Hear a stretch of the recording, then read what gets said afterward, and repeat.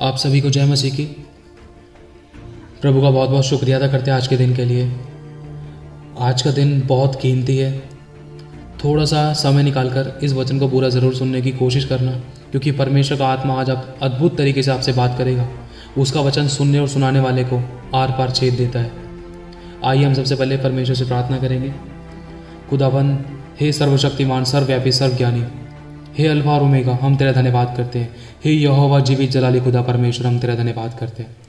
अपने आप को और जो भी भाई बहन इस वचन को, इस मैसेज को सुन रहे हैं पिता, तेरे वचन को सुन रहे हैं पिता परमेश्वर, उनके कठोर हृदय को छू के नम्र कर। तेरे वचन को सुनने के द्वारा पिता परमेश्वर उनके बंधन टूटने पाए। तेरा वचन एक आईने के रूप में उनके जीवन में काम करे पिता, ताकि अपने आप को जाने, पहचाने और जांच ले पिता तेरे वचन के अनुसार है या नहीं।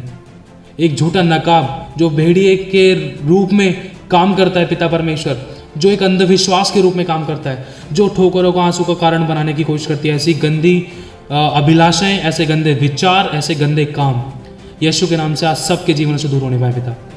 आज सबको सबकी सामर्थ, ताकत और अधिकार के बारे में बताना खुदा, जो आपने हम सबको दिए हैं। मैं आपका धन्यवाद करता हूँ। मैं अपने आप को शून्य दिनों नम्र करता हूँ, तेरे अनुग्रह सिंहासन के समीप आता हूँ। पवित्र आत्मा जी, मैं आपको पुकारता हूँ, जैसा कि परमेश्वर का वचन कहता है कि जब मैं पिता के पास जाऊंगा तो तुम्हारे लिए वहां से एक सहायक भेजूंगा, जो तुम्हें सारी बीती बातें बतला देगा। आपका आत्मा आज कब्जा करने पाए, कंट्रोल करने पाए मेरे शब्दों पर, मेरे बुद्धि, ज्ञान, समझ, सोच, विचार, मेमोरी पावर, मेरे याददाश्त पर, मेरे होठों पर। प्रभु अपनी वेदी की आग से मेरे होठों को पवित्र करें। मेरे विचार को मेरी बुद्धि से हटाकर प्रभु अपनी बातों को मेरे मन में डालें और न पितुले शब्द देना पिता। और जो कोई भी सुने इस वचन रूपी बीज, वो 30, 60, 100 गुना, 1000 गुना फल है। फल आप में बने रहे और निरंतर आपके भवन में पाए जाए। हम धन्यवाद करते हैं। आगे का समय आपके हाथों में सौंपते हैं पिता। यीशु मसीह के जीवित और सामर्थ्य नाम से इस प्रार्थना को मांगते हैं। देह से सुने और ग्रहण करें पिता, आमीन। आज वचन ऐसे होगा कि जैसे मैं कभी प्रचार नहीं करने वाला। बहुत ज़रूरी है सुनना। अगर ये नहीं सुना तो कुछ भी नहीं सुना, क्योंकि परमेश्वर का वचन कहता है सुनो, उसके बोलने का शब्द तो सुनो। हमने अपने मनों को कठोर कर लिया है। आइए हम सबसे पहले वचन पढ़ेंगे, यशायाह 62 का 6 से 7 तक। हे यरूशलेम, मैंने तेरी शहरपनाह पर पहरुए बैठाए हैं, वे दिन रात कभी चुप ना रहेंगे। हे यहोवा को स्मरण करने वालों, चुप ना रहो, और जब तक वे यरूशलेम को स्थिर करके उसकी प्रशंसा पृथ्वी पर ना फैला दे, तब तक उसे भी चैन ना लेने दो। तो परमेश्वर का वचन कह रहा है कि मैं और आप, हम सब उसके पहरुए हैं। हम सब उसके पहरुए हैं, क्योंकि हम दिनों रात चुप नहीं रहते। हम प्रभु प्रभु प्रभु करते हैं। क्या हम सच में प्रभु करते हैं? हम शारीरिक रूप से, आत्मिक रूप से? हमें जांचने की जरूरत है अपने आप को। यदि परमेश्वर का वचन आपसे बात कर रहा है तो इसका मतलब आपको करेक्शन की जरूरत है। ध्यान रखना इस बात को। प्रभु ने मुझे पहरुआ ठहराया है। किस बात के लिए पहरुआ ठहराया? कि मैं चौकीदारी करूं, कि कोई कहीं चोर सेन तो नहीं लगा रहा, कहीं चोर चोरी तो नहीं कर रहा, कहीं आपके मनों से वचन को तो नहीं चुरा रहा। आप जांचो अपने आप को। तो हम आगे पढ़ेंगे, यहेजकेल 2 का 3 से पढ़ेंगे हम। उसने मुझसे कहा, हे मनुष्य के संतान, मैं तुझे इस्राएलियों के पास, अर्थात बलवा करने वाली जाति के पास भेजता हूँ, जिन्होंने मेरे विरुद्ध बलवा किया है। उनके पुरखाओं और वे भी आज के दिन तक मेरे विरुद्ध अपराध करते चले आए हैं। इस पीढ़ी के लोग जिनके पास मैं तुझे भेजता हूँ, वे निर्लज और हठीले हैं। और तू उनसे कहना, प्रभु यहोवा यूं कहता है, इससे वे जो बलवा करने वाले घराने के हैं, चाहे वे सुने या ना सुने, तो भी वे इतना जान लेंगे कि हमारे बीच एक भविष्यद्वक्ता प्रकट हुआ है। हे मनुष्य के संतान, तू उनसे ना डरना, चाहे तुझे कांटों, ऊंट कटारों और बिच्छुओं के बीच रहना पड़े, तो अभी उनके वचनों से ना डरना। यद्यपि वे विद्रोही करने के लिए कहें, तो अभी ना तो उनके वचनों से डरना और ना उनके मुंह देखकर तेरा मन कच्चा हो। इसलिए चाहे वे सुने या ना सुने, तो अभी तू मेरे वचन उनसे कहना। वे तो बड़े विद्रोही हैं, परंतु हे मनुष्य के संतान, जो मैं तुझसे कहता हूं उसे तू सुन ले, और विद्रोही घराने के सामने तू भी विद्रोह ना बनना। जो मैं तुझे देता हूं उसे मुंह खोलकर खा ले। तब मैंने दृष्टि की और क्या देखा कि मेरे और एक हाथ बढ़ा हुआ है और उसमें एक पुस्तक है। उसको उसने मेरे सामने खोलकर फैलाया और वह दोनों ओर लिखी हुई थी, और जो उसमें लिखा था वे विलाप और शोक और दुख भरे वचन थे। हम 3रा अध्याय पढ़ेंगे। तब उसने मुझसे कहा, हे मनुष्य के संतान, जो तुझे मिला है उसे खा ले, अर्थात इस पुस्तक को खा। तब जाकर इस्राएल के घराने से बात कर, मतलब परमेश्वर का वचन कह रहा है कि वो इजराइल के घराने में हमें भेज रहा है, इजराइल के घराने में वो मुझे भेज रहा है। मतलब परमेश्वर का आत्मा जो आज वचन देने वाला है वो आप सभी के लिए देने वाला है, हर एक इजराइल के लिए। इजराइल कौन? जो शुद्ध मन वाले, जिन्होंने यीशु मसीह को अपना उद्धारकर्ता ग्रहण कर लिया, जिन्होंने मन फिरा लिया अपने पापों से, जो यीशु मसीह को अपना प्रभु कहते हैं, जो यीशु मसीह से पिता से हे अब्बा हे पिता करके प्रार्थना करते हैं, पुकारते हैं उसको, वो इजरायली हैं।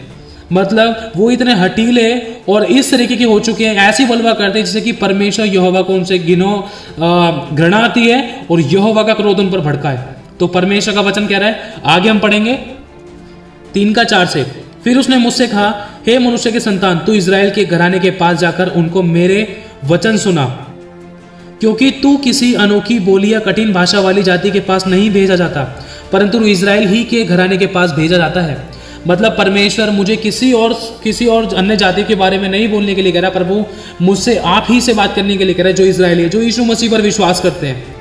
तो अनोखी बोली या कठिन भाषा वाली बहुत सी जातियों के पास जो तेरी बातें समझ ना सके, तू नहीं भेजा जाता। मतलब जो मेरी बातें, जो अन्य जाति हैं, जो दूसरी जाति के लोग हैं, जो मेरी बातों को नहीं समझ सकते, उनके पास नहीं भेजा जाता मैं, क्योंकि तू नहीं भेजा जाता।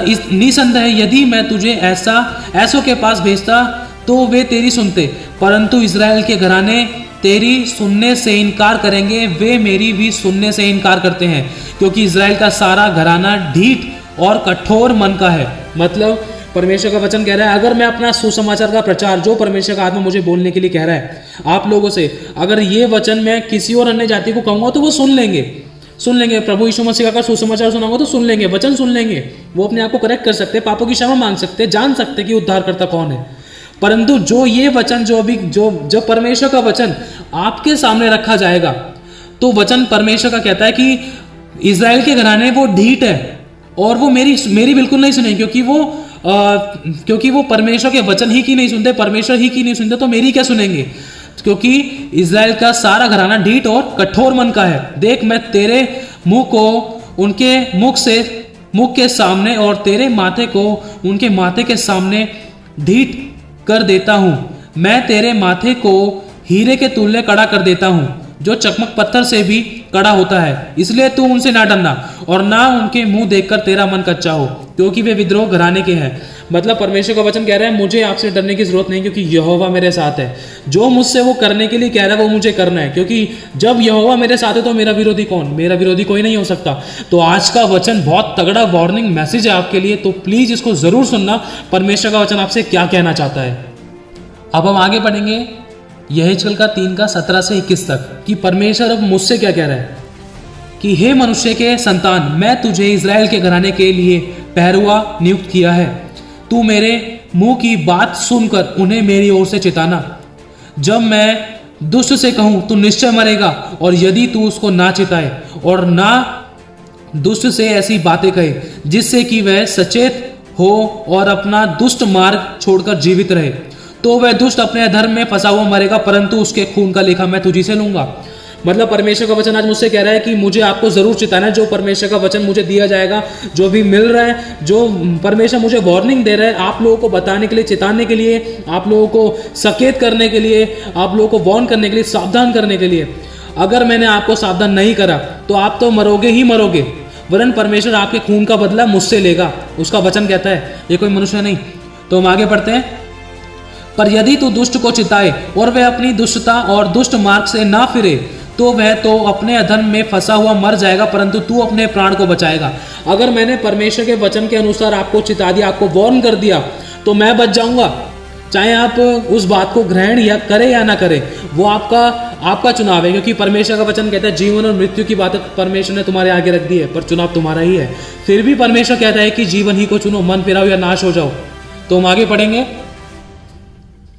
फिर जब धर्मी जन अपने धर्म से फिरकर कुटिल काम करने लगे और मैं उसके सामने ठोकर रखूं, तो वह मर जाएगा, क्योंकि तूने जो उसको नहीं चिताया, इसलिए वह अपने पाप में फंसा हुआ मरेगा। और जो धर्म के कर्म उसने किए हो उनकी शुद्धि न ली जाएगी, पर उसके खून का लेखा मैं तुझी से लूंगा। परंतु यदि तू धर्मी को ऐसा कहकर चिताए, मतलब परमेश्वर का वचन कह रहा है धर्मी वो है जो यीशु के लहू से धुला हुआ है, जो यीशु मसीह पर विश्वास करता है, वो धर्मी है।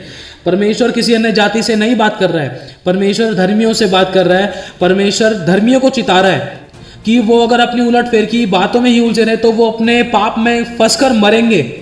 अगर मैं तुम्हें ना चिताऊं तो वो तुम्हारे खून का बदला मुझसे लेगा।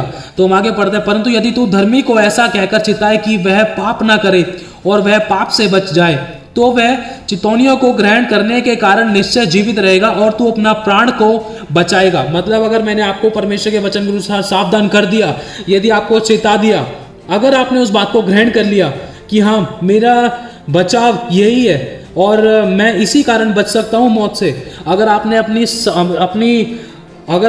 अपनी परेशानियों को, अपनी अभिलाषाओं को छोड़कर परमेश्वर के वचन को अपना लिया और अपने सारे पापों से मन फिराकर परमेश्वर की ओर, परमेश्वर के वचन के अनुसार, परमेश्वर के पवित्र आत्मा के अनुसार चलने की आपने दोबारा से कोशिश करी है, दोबारा से गिरकर आप उठने की कोशिश करी है, तो आप जरूर बचा ली जाओगे। अगर आप कोशिश भी नहीं करते तो परमेश्वर का वचन कह रहा है आप मर जाओगे, परंतु मैं बच जाऊंगा। क्यों? क्योंकि मैंने परमेश्वर के वचन के अनुसार कह दिया जो मुझे कहना था। तो हम आगे बढ़ेंगे, उससे पहले एक बात बताना चाहता हूं। परमेश्वर का आत्मा कह रहा है कि परमेश्वर का आत्मा ही मतलब अपने नबियों, अपने बच्चों के द्वारा बात करता है। तो अगर परमेश्वर का आत्मा आपसे बात कर रहा है तो प्लीज आपको करेक्शन की जरूरत है। प्लीज करेक्ट करना अपने आप को। आज शैतान किस तरीके से काम करता है? मसीह गीतों में गलत शब्द जैसे उठाया जाना या सिर्फ शब्दों के द्वारा महिमा, जैसे परमेश्वर का आत्मा हम शोकित कैसे करते हैं उसके आत्मा को, और शैतान हमारे जीवन में, मसीह लोगों के जीवन में कैसे काम करता है इनडायरेक्टली। जैसे कहते हैं देखेगा सारा जहां, एक गीत है परमेश्वर का कि देखेगा सारा जहां, जब मैं बादलों पे जाऊंगा हम मिलेंगे बादलों पर, देखेगा सारा जहां। मतलब अगर ये चीज मैं प्रार्थना में बोलूं तो इसका मतलब मैं स्वार्थी हूं कि प्रभु तू मुझे बादलों में लेके जा, फिर सारा जहां यहीं रह जाए। ये स्वार्थीपन है। शैतान इस तरीके से काम कर रहा है। ध्यान से समझना इस बात को। जो आत्मा के चलाए चलते हैं वो किसी व्यवस्था के अधीन नहीं है। आत्मा का परख का आत्मा मांगो परमेश्वर से। परमेश्वर का आत्मा आपकी मदद सहायता करेगा। जहां परमेश्वर का आत्मा है वहां आजादी है। हम बहुत से गीत गाते हैं कि मेरा चलना फिरना उठना तुझे भाता रहे। क्या हम चलते हैं फिरते हैं उसकी तरह, गाते हैं उसकी तरह, रहते हैं? परमेश्वर का वचन कहता है कि अपने ढिठाई के पापों से दाऊद ने प्रार्थना की थी। पता है दाऊद ने प्रार्थना की थी, हे प्रभु मेरे ढिठाई के पापों से, मेरे गुप्त पापों से मुझे क्षमा कर। ऐसा कौन सा पाप है आपके जीवन में आज जो आप अकेले में गुप्त में करते हो, जो गुप्त में करते हो, जो आपके घर परिवार फैमिली वाले नहीं जानते, जो सिर्फ आप और आपका परमेश्वर जानता है? कौन से पाप है वो आपके? पर दाऊद ने तो पूरी बाइबल में लिख कर भेजा है, लिख दिया दाऊद के वचन के द्वारा। दाऊद का वचन ये लिख दिया गया है, ये परमेश्वर का वचन जो दाऊद के उसमें लिखा हुआ है कि प्रभु मेरे गुप्त पापों से और मेरे ढिठाई के पापों से मुझे क्षमा कर। ऐसे कौन से ढिठाई के पाप है? हम बार बार परमेश्वर से प्रॉमिस तो करते हैं कि प्रभु मैं आपसे ये काम करूं, आपसे वो काम करूं, पर फिर भी अपनी ढिठाई में पड़े रहते हैं। कभी फोन, कभी व्हाट्सएप, कभी YouTube, each and everything, so many things there are. बहुत सारी चीजें हैं जिसमें हम ढिठाई करते हैं परमेश्वर की आज्ञा को ना मानकर। हाँ प्रभु अभी कर लूंगा, अभी कर लूंगा, थोड़ी देर बाद कर लो प्रार्थना, पर फिर भी ढिठाईपन दिखाते हैं। दोबारा से उन्हीं कामों में लग जाते हैं। कभी प्रार्थना नहीं करते प्रभु से, कभी उन अपने सीक्रेट सिंस को खत्म करने की कोशिश नहीं करते। जिस दिन पता है आपके सीक्रेट सिंस, जिस दिन आपके गुप्त पाप आपके जीवन से दूर हो गए ना, तो उस दिन आपका जिंदगी का लेवल बढ़ जाएगा। और एक बात और कहना चाहता हूं, और सिर्फ शब्दों से ही तो हम महिमा करते हैं। और वैसे एक बात बताइए, आप अपने आप से पूछो एक बार कि जब क्रूस पर यीशु मसीह जब क्रूस पर था तो उसने किसके पिता से प्रार्थना करी थी? किसके पिता से प्रार्थना करी थी? एक बार बोलो, पूछो अपने आप से, किसके पिता से प्रार्थना करी थी? अपने पिता से प्रार्थना करी थी ना? अपने पिता से। हर कोई यही जवाब देता है, अपने पिता से प्रार्थना करी थी। जब हमें चाहिए होता है ना तो हम ये कहते हैं कि हे हमारे पिता तू जो स्वर्ग में, तेरा नाम पवित्र माना जाए, तू मुझे दिन भर की रोटी देना, तू मुझे भला चंगा रखना, तू मेरा पिता है। जब हमें कुछ चाहिए होता है ना तो हम उसे अपना कहते हैं। जब बात क्रूस की आई है ना, जब क्रूस पर यीशु मसीह ने प्रार्थना करी तो उसे हमने अपने पिता को पराया कर दिया। हमने कहा कि हाँ यीशु मसीह ने अपने पिता से प्रार्थना करी, मतलब मेरे पिता से प्रार्थना नहीं करी।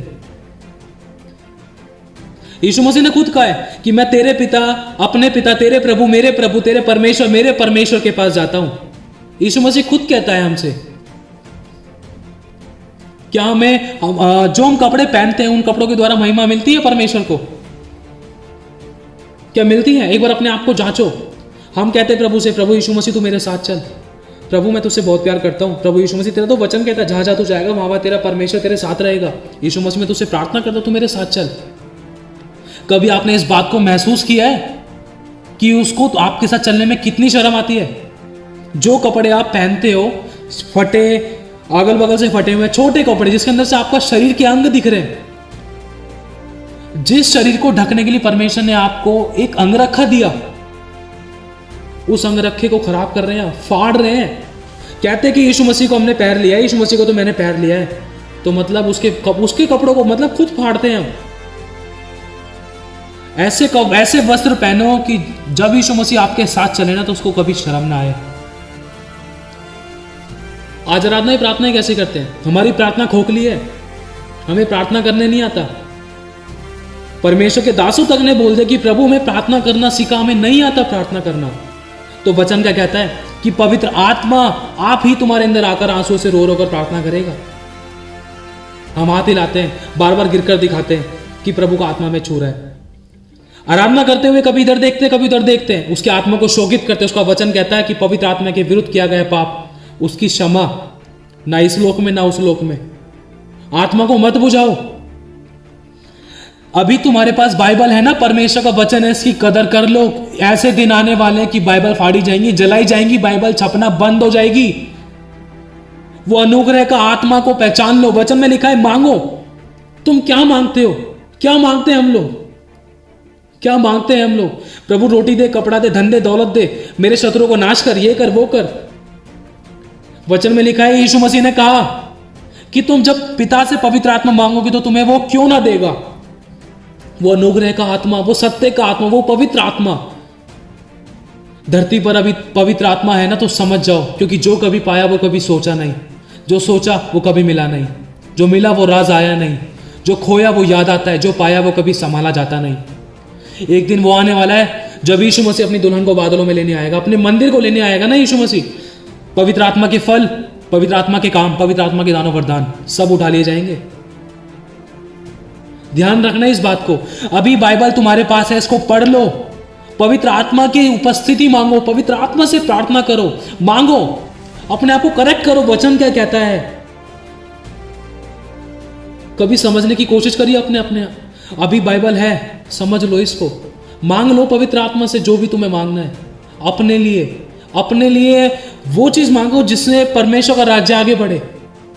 प्रभु मुझे तेरे बुद्धि ज्ञान और समझ से भर, प्रभु मुझे अभिषेक से भर, प्रभु मुझे वो गुड़ भेद और रेवलेशन प्रकाशनों से भर प्रभु। और ये जो तू मुझे भर रहा है ना प्रभु, इसको बेकार ना जाने दो। हम व्यभिचार की पिन लगा देते हैं इस अभिषेक के अंदर, इस गुब्बारे के अंदर, हम अपने अभिषेक में, पता है जो हम पाते हैं, व्यभिचार की पिन लगा देते हैं, गलत बोल देते हैं, हंसी ठट्टा कर देते हैं, वो पिन लग गई, हमारा अभिषेक लीक होता है। पता है किसी को? नहीं जानता कोई। एक धर्मी जन क्यों कहता है कि मेरी प्रार्थना में सामर्थ्य नहीं है, मेरी प्रार्थना से ये नहीं हो सकता, वो नहीं सकता। क्यों? क्योंकि प्रार्थना करना नहीं आता हमें। प्रार्थना करना कैसे करते हैं हम? प्रार्थना, हे प्रभु हम कैसे प्रार्थना करें? प्रभु का वचन कहता है कि जब यीशु मसीह से पूछा कि प्रार्थना कैसे करें, हे गुरु हमें बता, तो यीशु मसीह ने क्या कहा था उससे कि यदि तुम जब प्रार्थना करो तो कहना कि हे हमारे पिता तू जो स्वर्ग में है, तेरा नाम पवित्र माना जाए, तेरा राज्य आए, तेरी इच्छा जैसे स्वर्ग में पूरी होती है वैसे धरती पर पूरी हो। समझिए इसका मतलब है, पहले बड़ाई करनी है हमें खुदा की, उसकी उपस्थिति मांगनी है, उसका राज्य मांगना है, उसका राज्य मांगना है, पहले बड़ाई करनी है, उसकी महिमा करनी है सच्चे आत्मा से प्रार्थना करनी है हमें शब्दों की, हमारी शब्दों की प्रार्थना खोखली है, क्योंकि हमारे शब्दों में, क्योंकि वचन कहता है प्रार्थना में सामर्थ्य नहीं है। प्रार्थना में सामर्थ्य नहीं है हमारी प्रार्थना में सामर्थ्य जब ही होगा जब हमारे पास सामर्थ्य होगा। सामर्थ्य आग होगी। आग क्या है? पवित्र आत्मा। हमारी प्रार्थना में सामर्थ्य जब ही हो पाएगी कि जब हमारे पास पवित्र आत्मा है। वो सच्ची सामर्थ्य प्रभु के अंदर है, प्रभु के आत्मा में है, पवित्र आत्मा में। और उसका वचन आत्मा भी है और जीवन भी है, और उसका वचन ही आत्मा है, उसका आत्मा ही वचन है। और जो आत्मा के चलाए चलते वो किसी व्यवस्था के अधीन नहीं है। अगर आपके अंदर आत्मा है तो आपकी प्रार्थना में सामर्थ्य है, क्योंकि आप आत्मा के चलाए चल रहे हो। आपको पता है, आप रोजाना एक ही शब्द से प्रार्थना करते हो। कभी आपने पूछा है? जांचो अपने आप को। कभी कभी तो हम आराधना प्रार्थना करके तुरंत फोन में लग जाते हैं। कभी कभी झूठ बोल देते हैं, प्रभु थोड़ी देर बाद प्रार्थना करो, थोड़ी देर बाद फिर सो गए। झूठ झूठ होता है। कभी फोन में इतना लगे रहते हैं, कभी पबजी, कभी कुछ कभी कुछ। अपने माता पिता की इज्जत करना भूल गए हम, अपने बाप की इज्जत करना भूल गए हम। हमारा बाप कहते कहते थक जाता कि बेटा प्रार्थना कर ले।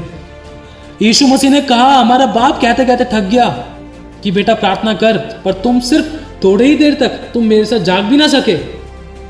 आज तक यीशु मसीह तुम्हारे लिए प्रार्थना करता है। उसका वचन कहता है कि मैंने तुम्हारे लिए प्रार्थना करी है कि तुम्हारा विश्वास ना डगमगाए। जांचो अपने आप को। यीशु आज तक हमारे लिए प्रार्थना करता है। हमेशा हम अपनी लिस्ट मांगते हैं। कभी हमने पूछा, प्रभु आज तू क्या चाहता है, तेरी इच्छा क्या है?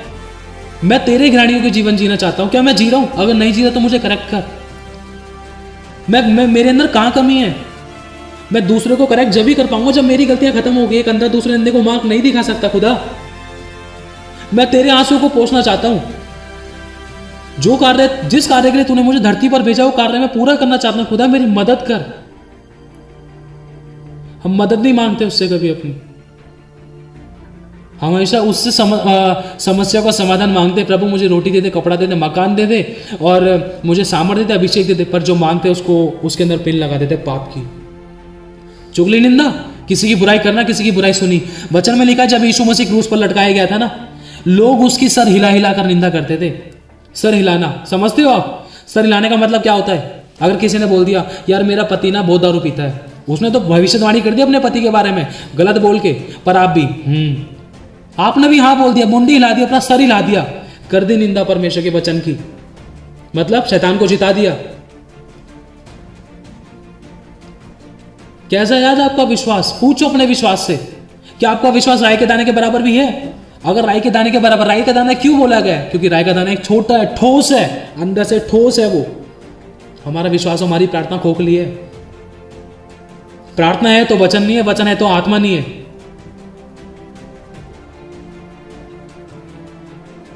पवित्र आत्मा हमारे पास होना बहुत जरूरी है। अपने आप को जांचो। आज हम फोन, यूट्यूब, फेसबुक, व्हाट्सएप, इतनी सारी चीजों को, सोशल नेटवर्किंग मीडियाज को यूज कर रहे हैं। एक बार पूछो उस फोन से, पूछो एक बार उस फोन से, क्या उसने आपको कोई अनंत जीवन देगा? क्या उसने कोई आशीष दिया आपको? क्या दिया उसने आज तक आपको? उससे कोई आशीष नहीं मिली आपको। फोन आपकी जरूरत है, आपके लिए जरूरी नहीं। जरूरी परमेश्वर का वचन है आपके लिए। पहचान लो, अब आज आपके साथ पवित्र आत्मा और आज आपके साथ वचन है, बाइबल है। इसकी कीमत कुछ नहीं है। इसकी कीमत ये हमारा जीवन है। जैसे कि वचन कहता है, सबसे बड़ा धन तो प्राण की छुड़ौती है। हमारा प्राण की छुड़ौती ये है, यही है हमारा धन। हम सॉन्ग्स में लग जाते हैं, टीवी में लग जाते हैं, गेम्स में लग जाते हैं, और भी बहुत सारी चीजें। कभी अपने आप को जांचने की कोशिश नहीं करते हैं। आइए हम वचन पढ़ेंगे आगे। परमेश्वर का वचन कहता है कि जब तू मेरे भवन में आए तो सावधानी से चलना। क्या हम सावधानी बरतते हैं? पूछो अपने आप से। भवन, उसका भवन क्या है? ये हमारा भवन है। ये भवन है जब इसके राज्य में, जब इसके साथ हम संगति करते हैं, इसमें हम संगति करते हैं, जब इसके अंदर पवित्र आत्मा की उपस्थिति के साथ हम संगति करते हैं। क्या हम पवित्र हैं? क्या हम सावधानी बरतते हैं? एक चलो भौतिक दुनियावी भवन के बारे में बात करते हैं। शारीरिक के बारे में आप जानते हैं, आपका मन आपको दोषी ठहराता है। वचन में साफ लिखा है। हम शारीरिक भवन के बारे में बात करते हैं। वचन कहता है कि जब तू मेरी उपस्थिति में आए तो सावधानी से चलना। परमेश्वर ने मूसा की चप्पलें तक उतरवा दी थी। क्यों? मतलब वचन कहता है कि जब तू आत्मा के चलाए चलेगा तो किसी व्यवस्था के अधीन नहीं होगा। मतलब परमेश्वर का वचन आत्मा भी और जीवन भी। आप अपने आप को जांचना कि आप आत्मा के चलाए चल रहे हो, क्योंकि संसार में दो आत्माएं काम करती हैं, एक शैतान का आत्मा, दुष्ट आत्मा, एक परमेश्वर का आत्मा। परमेश्वर का आत्मा हमेशा आपको व्यर्थ की बातों से, फालतू की बातों से दूर रखेगा। ऐसे लोगों से दूर रखेगा जो आपका अभिषेक खराब करते हैं। और जैसे आप कभी भवन में आते हो, आराधना प्रार्थना आराधना प्रार्थना करते करते भी कभी कहाँ ध्यान है, कभी कहाँ ध्यान है, बहुत सी बातों के मतलब आराधना प्रार्थना करते करते भी हंसी ठट्टा अनादर होता है, मजाक होता है परमेश्वर की उपस्थिति का। चलो वचन पूरा होने के बाद भी आराधना भी होगी, प्रार्थना भी होगी, वचन भी हो गया, सब कुछ। उसके बाद जाते हैं चर्च में ही गाली गलौज, उल्टा सीधा, व्यभिचार, तेरी मेरी, एक दूसरे की दोष लगाना, बुराई करना, कमी ढूंढना, जजमेंट करना, हंसी ठट्टा करना, परमेश्वर के वचन का अनादर करना। ये बड़े बड़े बच्चे छोटे छोटे बच्चों के साथ खेलते पाए जा रहे हैं, अपना अभिषेक को खो रहे हैं। बड़े किस तरीके से बात करते हैं, छोटे किस तरीके से बात करते हैं, किसी को बात करने का तरीका ही नहीं है। कोई अपने अगुओं की अधीनता में ही नहीं है। अगुए क्या क्या कर थक जाते हैं। वचन में लिखा है कि परमेश्वर के दास दुगने आदर के योग्य हैं। मतलब हमने यीशु मसीह पिता पुत्र पवित्र आत्मा की किसी की इज्जत नहीं करी। अगर हमने अगुओं की इज्जत नहीं करी तो पूछो एक बार अपने आप से कि हमने कौन से पाप किए हैं। ढिठाई के, गुप्त के पाप, चुगली निंदा के पाप, व्यभिचार के पाप, किसी का घर खराब करने के पाप, मेल मिलाप ना करने के पाप, हम कर्ज आ रहे हैं आज भी उसके। हम आगे वचन पढ़ेंगे, दूसरा राजा 9:30। जब येहू यिज्रेल को आया तब इजेबेल यह सुन अपनी आंखों में सूरमा लगा और अपना सिर सवार खिड़की में से झांकने लगी। तो परमेश्वर का वचन कह रहा है सूरमा। जब इजाबेल ने सुना कि येहू यिज्रेल को आया है, मतलब यिज्रेल ये एक जगह है, वो येहू एक राजा है, वो यिज्रेल में आया है, तो इजाबेल ने अपनी आंखों में सूरमा लगाया और अपना सिर सवार कर खिड़की में से झांकने लगी। तो परमेश्वर का ये अगर हम इसको इंग्लिश में पढ़ेंगे ना तो वचन कहता है कि she painted her eyes, paint. उस लड़की ने अपनी आंखों में सूरमा लगाया, मतलब पेंट किया। हमारे कुछ ऐसे श्रृंगार जो परमेश्वर को पसंद नहीं है। सच में कुछ भी ऐसा, कोई भी ऐसी बात है जो हमारे परमेश्वर को पसंद नहीं है तो हमारा जीवन बेकार है। क्यों हम फालतू की क्यों हम मतलब बार बार फिर चर्च जाते हैं। एक बार अपनी सारी अभिलाषाओं को ही पूरा कर लेना। एक बार पूछो अपने आप से, शी पेंटेड हर आइज, उसने अपनी आंखों को सवारा और अपने सर को ढका। अपने सर को ढकने के बाद और उसने अपने आंखों में सूरमा लगाया, पेंटेड, उसने पेंट किया, उसने रंग किया। वचन में लिखा है शोभा तो झूठी और सुंदरता व्यर्थ है, परंतु वो स्त्री जो यहोवा का भय मानती है उसकी प्रशंसा की जाएगी। बहुत से कहते हैं कि ये तो पुराना नियम है। अरे नया नियम, ये तो पुराने नियम की व्यवस्था है। जब पुराने नियम के अंदर परमेश्वर ने कहा झूठ नहीं बोलना, चोरी नहीं करना, व्यभिचार नहीं करना, अपने माता पिता का आज्ञा का पालन करना है, परमेश्वर के विश्राम दिन को पवित्र करके मानना, तो वो आज क्यों मानते हैं? हम आज क्यों मानते हैं? और जो यीशु मसीह के आने की भविष्यवाणी है वो तो पुराने नियम में ही है ना, तो हम यीशु मसीह के आने को क्यों मानते हैं फिर? और हम आगे पढ़ेंगे लय व्यवस्था 19:27। अपने सिर में घेरा रखकर ना मुड़ाना। अगर हम बाल खड़े कर रहे हैं और अगर हम अपने सर में घेरा रख रहे हैं, साइड से बाल बिल्कुल छोटे कर लिए, बीच में से खड़े कर लिए, परमेश्वर मना कर रहे हैं इन बातों को। ये सारे शैतान के चिन्ह हैं। और आगे पढ़ते हैं हम 28। मुर्दों के कारण अपने शरीर को बिल्कुल ना चीरना और ना उसमें छाप लगाना, मैं यहोवा हूं। मुर्दों के कारण, मुर्दा क्या? ये जो चीज वस्तुएं हैं, ये जो मुर्दा वस्तुएं हैं जो हमारी मदद नहीं कर सकती, इनके कारण और इन चीजों को हमें अपने हाथ पैरों पे नहीं छिदवाना है और ना ही हमें कोई बाली पैर नहीं है, क्योंकि बाली, वचन कहता है बाली साइन दिखाती है पुरुषगामी का। पुरुषगामी वो होता है जो पुरुष रिलेशन बनाते हैं, जो सदम और गमोरा में होता था। और वही चीज आज हो रही है। आपको पता है, आप जानते हो, ये रूल अपने इंडिया में पास हुआ था और इसको जब इस रूल को हटाएगा फिर भी क्या आज नहीं होता? ये पुरुषगामी होता है। और परस्त्रीगामी वो जो एक लड़की के साथ रिलेशन बनाती है, लड़की के साथ शादी करती है और लड़का लड़के के साथ शादी करता है। और वचन कहता है कि मुर्दों के कारण अपने शरीर को बिल्कुल ना चीरना और ना उसमें छाप लगाना। हमें कोई टैटू भी नहीं बनवाना है, क्योंकि ये शरीर परमेश्वर की आत्मा का मंदिर है। कोई शैतान की छाप नहीं लगवानी है, क्योंकि वचन कहता है कि मैं यहोवा हूं। तो हम आगे पढ़ेंगे, तो हम पढ़ते हैं यशाया 64:5।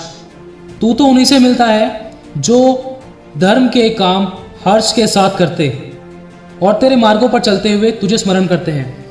मतलब परमेश्वर का वचन कहता है वो उन्हीं से मिलता है तू तो उन्हीं से मिलता है जो धर्म के काम हर्ष के साथ करते हैं। धर्म के काम क्या, परमेश्वर के आत्मा के काम, जो पवित्र काम है जिससे परमेश्वर प्रसन्न होता है, क्या वो काम हम हर्ष के साथ करते हैं? और तेरे मार्गों पर चलते हुए तुझे स्मरण करते हैं। क्या हम उसके मार्ग पर चलते हैं? पहला सबसे बड़ा प्रश्न तो यही है। अगर हम उसके मार्ग पर चलते हैं तो क्या हम उसे स्मरण करते हैं कि हाँ प्रभु ये बात गलत है, ये बात सही है, मुझे गलत नहीं करना है, सही करना है? पूछो एक बार अपने आप से, क्या आप उसके मार्ग पर हो या नहीं? देख, तू क्रोधित हुआ था क्योंकि हमने पाप किया।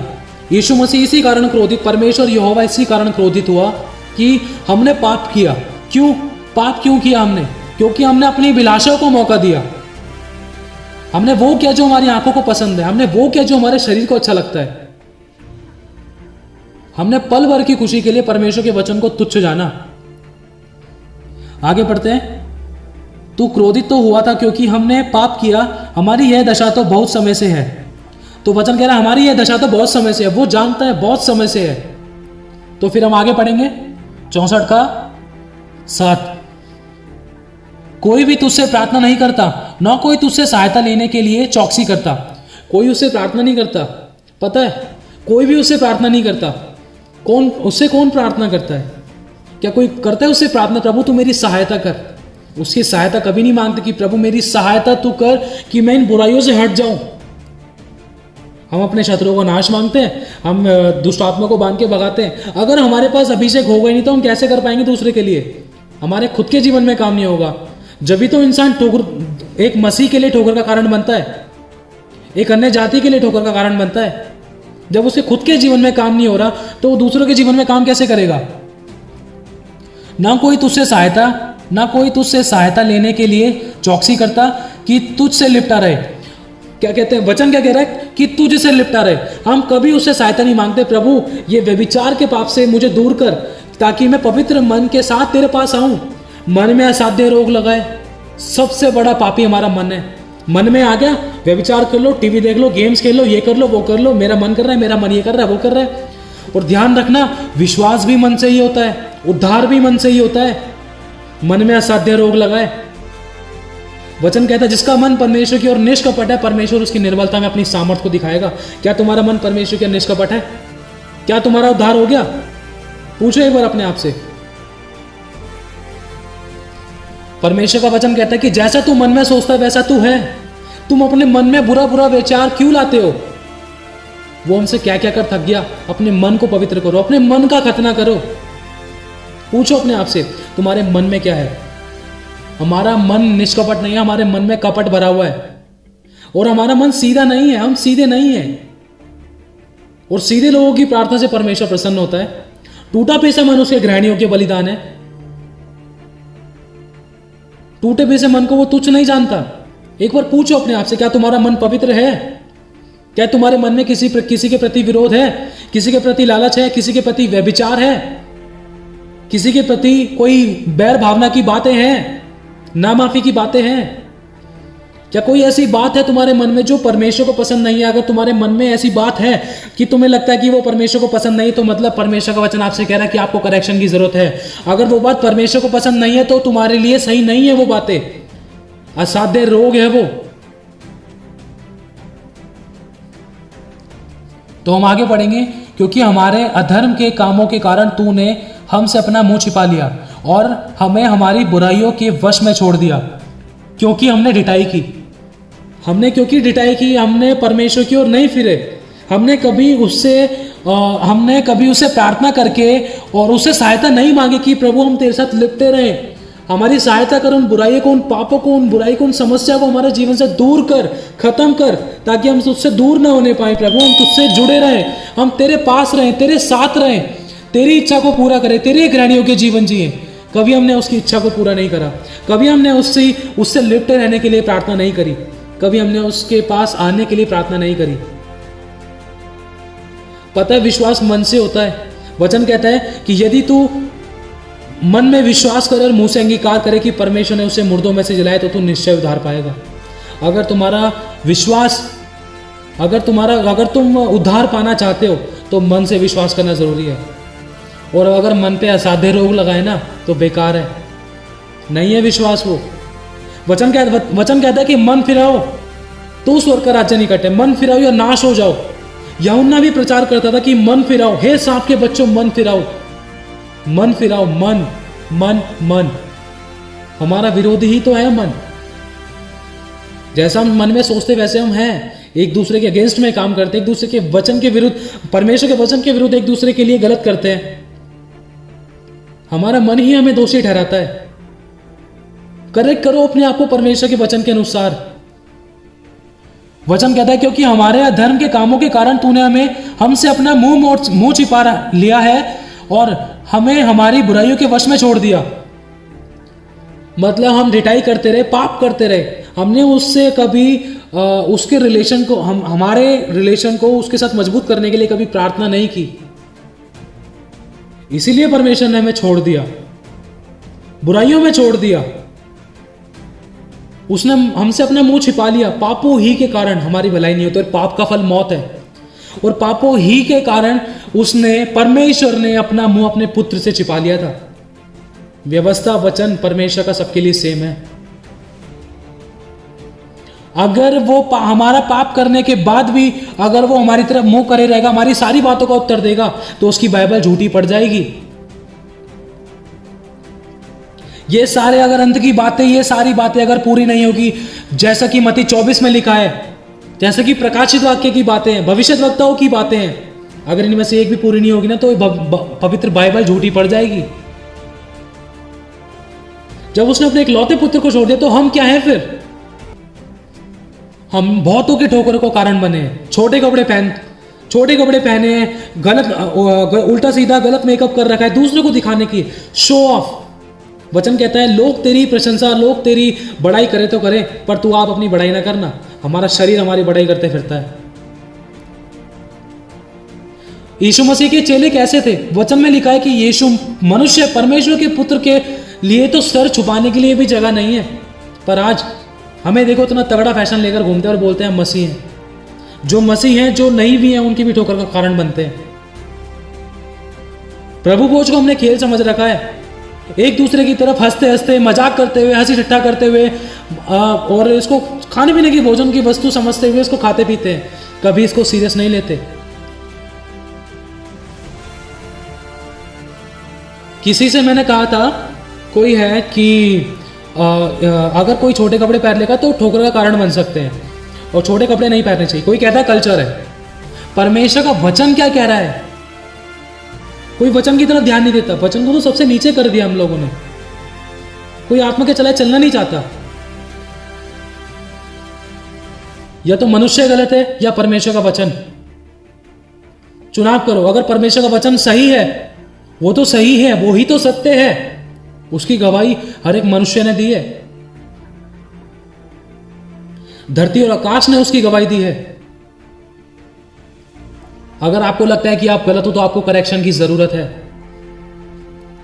किसी से मैंने कहा था कि अगर छोटे कपड़े पहन लेंगे तो ठोकर का कारण बन सकते हैं। ठोकर का कारण कैसे? जैसे कोई बहन है, किसी बहन ने छोटे कपड़े पहन रखे और वो जा रही है, छोटे कपड़े पहन रखे, उसकी टांगें दिख रही है, उसका शरीर दिख रहा है, किसी थर्ड पर्सन ने उसको देखा तो वचन कहता है कि हाय उस पर जिसके कारण ठोकर लगती है। और मत्ती 25 पढ़ना है एक बार। वचन में लिखा है परमेश्वर का पुत्र जब बादलों पर आएगा अपने स्वर्गदूतों के साथ, तो आधे स्वर्गदूतों को अपनी बाईं और आधे स्वर्गदूतों को अपनी दाईं ओर भेजेगा धरती पर, इकट्ठा करेगा जो ठोकरों का कारण बने उनको, और वो जो आशीष और ब्लेसिंग्स का, जिन्होंने परमेश्वर के वचन पर विश्वास के साथ साथ उसमें बने भी रहे हैं, अंत तक धीरज धरा है, उनको इकट्ठा करेगा। जो परमेश्वर के वचन के अनुसार चले हैं, आशीष का कारण बने, प्रेम का कारण बने, जिन्होंने मेल मिलाप कराया परमेश्वर का मनुष्य से, और जो वचन के अनुसार अंत तक धीरज धरते हुए पाए गए हैं, परमेश्वर के वचन के अनुसार चलते पाए गए हैं, वो धर्मी है, वो परमेश्वर के अनंत जीवन में प्रवेश करेंगे। और जो ठोकर का कारण बने हैं उनको स्वर्गदूत पकड़कर आग के कुंड में डालेंगे। वचन में लिखा है, ये मत सोचना कि आग का कुंड की जो मौत है वो पल भर की मौत है, वो अनंत काल की आग है। जैसे अनंत काल का जीवन है तो अनंत काल की मृत्यु है। अगर आपको समझ नहीं आया तो लूका 16 पढ़ना, जिसके अंदर परमेश्वर का वचन कहता है कि वो धनवान व्यक्ति जो आग की ज्वाला में तड़प रहा था, उसने लाजर को देखा। हमारी याददाश्त भी हमें सब कुछ याद भी रहता है, क्योंकि जो हम शरीर में करते हैं वो हमें आत्मा में भी याद रहता है। जब हम शरीर छोड़ देते हैं वो आत्मा में हमें याद रहता है, वो हम नहीं भूल सकते। जैसा कि उस धनवान व्यक्ति को याद था, उसने कहा था कि हे अब्राहम, क्यों अब्राहम को ही क्यों कहा, वहां पर अब्राहम ही क्यों दिखाई दे, क्योंकि वहां पर बहुत सारे लोग थे, क्योंकि वो अब्राहम को ही जानता था। उसकी याददाश्त में अब्राहम और वो लाजर था जो उसकी अब्राहम की गोद में था। और उसने अब्राहम से कहा, हे अब्राहम पिता, दया करके इस लाजर को मेरे पास नीचे भेज दे, ताकि ये अपनी उंगली को पानी में डुबोकर मेरी जीभ को ठंडा करे, क्योंकि मैं यहां पर ज्वाला में तड़प रहा हूं। मतलब कंटिन्यूस टेंस, लगातार तड़प रहा है। तड़प रहा था नहीं, तड़पा नहीं, तड़प रहा है। मतलब अनंत काल की आग, जिसका कीड़ा कभी नहीं मरता, जिसकी आग कभी नहीं बुझती। और ये दूसरी मृत्यु है, आग और गंधक की झील, ये दूसरी मृत्यु है। और ध्यान रखना, अभी तुम्हारे पास परमेश्वर का वचन है, परमेश्वर का आत्मा है, परंतु जब ये धरती से उठा लिया जाएगा, एक समय ऐसा आएगा, प्रभु यीशु मसीह अपने मंदिर को लेकर जाएगा, जो उसका मंदिर मैं और आप हो। अगर इस समय हमने उसकी वचन की कदर और उसके आत्मा की कदर नहीं की, उसके अनुसार नहीं चले, तो जैसे वो लाजर को वो धनवान व्यक्ति बोल बोल कर थक गया था कि धरती पर लाजर को मुर्दों में से जिलाकर भेज, कि मेरे वहां पर 4-5 भाई और भी हैं, वो भी मेरी तरह जीवन जी रहे थे, उन तक परमेश्वर का वचन पहुंचे, उन तक ये व्यवस्था पहुंचे, ताकि वो इस वाली दर्दनाक मौत को, जो आग में तड़प रहा हूं, जिस समस्या को मैं, जिस मौत को मैं देख रहा हूं अपनी आंख को, जिसमें मैं तड़प रहा हूं, वो यहां पर ना आए। पता है क्या कहेगा परमेश्वर का वचन उस समय? परमेश्वर का वचन कहेगा, मेरा पुत्र धरती पर यीशु मसीह आया था, उसको तुमने सूली पर चढ़ा दिया, मुर्दों में से जिलाकर भी मैंने भेजा, तुमने उस पर विश्वास किया, उसको भी सूली पर चढ़ा दिया तुमने। वचन क्या कह रहा है कि भविष्यद्वक्ताओं की पुस्तकें हैं, वो उनकी सुने, परमेश्वर के लोग हैं उनकी सुने। क्या सुनने के लिए तैयार हो आप? एक बार जांचो अपने आप को। कल किसने देखा है जब पल का पता नहीं? करेक्ट करो अपने आप को। तो आइए हम वचन से पढ़ेंगे, मत्ती 13:41। मनुष्य का पुत्र अपने स्वर्गदूतों को भेजेगा और वे उसके राज्य में से सब ठोकरों के कारणों को और कुकर्म करने वालों को इकट्ठा करेंगे और उन्हें आग के कुंड में डालेंगे, जहां रोना और दांत पीसना होगा। उस समय धर्मी अपने पिता के राज्य में सूर्य के समान चमकेंगे, और जिसके कान हो वह सुन ले। मतलब आपके कान है और आपसे कह रहा है परमेश्वर, आप सुन लो। हम सबसे कह रहा है परमेश्वर का आत्मा। जो ठोकरों का कारण बने हैं ना, जो कहते हैं ये तो मॉडर्न जमाना है, ये तो जनरेशन है, ये तो ये है, ये तो वो है, उस समय ये तो वो तो नहीं चलेगा। अभी यीशु मसीह पेड़ के नीचे बैठा हुआ है, वो वकील है जो हमारी सिफारिश परमेश्वर से कर सकता है, प्रभु माफ कर दे, माफ कर दे, माफ कर दे। लेकिन जो वो वकील जो पेड़ के नीचे कोर्ट के बाहर बैठा हुआ है, जिस दिन वो वकील अपने राज्य में आया, जिस दिन वो यीशु मसीह वकील, जो ये परमेश्वर का मेमना, जिसने जगत का पाप उठा लिया, हमारे लिए प्रायश्चित किया, जो हमारे लिए प्रायश्चित है, हमारे पापों का प्रायश्चित है, जिस दिन वो वकील, वो यीशु मसीह, वो परमेश्वर का पुत्र अपने सिंहासन पर विराजमान होगा ना, उस समय ध्यान रखना, जिस दिन वो परमेश्वर का पुत्र प्रभु यीशु मसीह, वो वकील जो पेड़ के नीचे बैठा है, वो जब कोर्ट के अंदर जज बनेगा ना, उस समय किसी की रिश्वत नहीं चलेगी, उस समय कुछ नहीं चलेगा, उस समय हाँ की हाँ और ना की ना, क्योंकि वचन सबके लिए सेम है। अपने पुत्र को नहीं छोड़ा परमेश्वर ने, तो हम क्या हैं? हटीली जाती हैं हम। आगे हम पढ़ेंगे मत्ती 22:14, क्योंकि बुलाए हुए तो बहुत हैं परंतु चुने हुए थोड़े हैं। क्या आपको पता है बुलाए हुए हो? यदि आपके लिए किसी ने भविष्यवाणी करी है, यदि आपको किसी ने कहा है कि हाँ परमेश्वर ने आपके लिए दर्शन दिखाया, आप बड़े काम करोगे, आप परमेश्वर की सेवा करोगे, हाँ वो एक बात ठीक है। ध्यान रखना, मनुष्य अपनी अभिलाषों के कारण पाप में फंसता है और पाप का फल मौत है। अगर किसी मनुष्य के लिए मैंने भविष्यवाणी करी, अगर किसी मनुष्य को परमेश्वर ने भविष्यवाणी दी कि तू 2022 के अंदर कि तू लाखों करोड़ों कलीसिया को संभालेगा, हाँ वो परमेश्वर का वचन जरूर पूरा होगा, पर परमेश्वर ने अपने हिस्से का काम कर दिया, पर आपके हिस्से का काम रह गया। परमेश्वर के वचन के अनुसार आपको काम भी करना पड़ेगा। अगर आप गेम, टीवी, वीडियोस, सीरियल्स, इन संसारिक वस्तुओं में लगे हो, तो आप अपनी परमेश्वर की बुलाहट तक कभी नहीं पहुंच सकते जो परमेश्वर ने आपको दी है। पाप कर दिया तो वो बुलाहट खत्म। अगर किसी पाप के कारण आपको कोई बीमारी, कोई समस्या लगती है, एज एन एग्जाम्पल, बुरा मत मानना, साफ बोलना, सुखी रहना। अगर पाप के कारण आप 2021 में ही आप मसीह में सो गए, तो उसके अंदर परमेश्वर झूठा नहीं, परमेश्वर गलत नहीं। आपने अपनी बुलाहट खुद खोई है, ध्यान रखना इस बात को।